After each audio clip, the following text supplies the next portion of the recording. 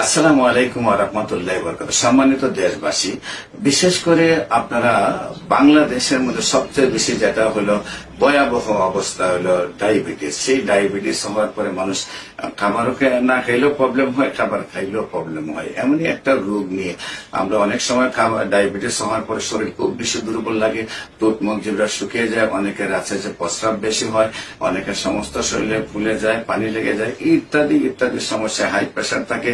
সেই সমস্যাকে দূর করার জন্য ডাক্তারা যখন পরামর্শ দেন, তখন ডাক্তাররা ইনসুলিন নেওয়ার জন্য বলেন যে সেইখানে ডায়াবেটিসের চিকিৎসা মরণের আগ পর্যন্ত করতে হবে। কিন্তু আল্লাহর রহমতে হোমিওপ্যাথিক চিকিৎসায় ডায়াবেটিস চিকিৎসা করলে, নিয়মিত ওষুধ সেবন করলে 4 মাসে অনেকের ডায়াবেটিস শেষ হয়, অনেকের নিয়মিত 1 বছর পর্যন্ত চিকিৎসা করতে হয়। আল্লাহর রহমতে ডায়াবেটিস নিয়মিত 1 বছর চিকিৎসা করলে বডির থেকে স্থায়ীভাবে চলে যায়। তাই আমি আপনাদেরকে অনুরোধ করবো, ডায়াবেটিস হলে আপনারা আর এলোপ্যাথিকে লক্ষ লক্ষ টাকা খরচ করার প্রয়োজন নেই। আপনারা সুন্দরভাবে সুস্থ হবেন, ডায়াবেটিস বডির থেকে চলে যাবে, ইনসুলিন কন্টিনিউ আবার আপনার বডিতে তৈরি হবে এবং আপনি সুন্দর স্বাভাবিক জীবন যাপন করবেন। ডায়াবেটিস মুক্ত হওয়ার জন্য আপনারা গণস্বাস্থ্য হোমিওতে আসার আহ্বান জানাচ্ছি। আসসালামু আলাইকুম ওয়া রাহমাতুল্লাহ।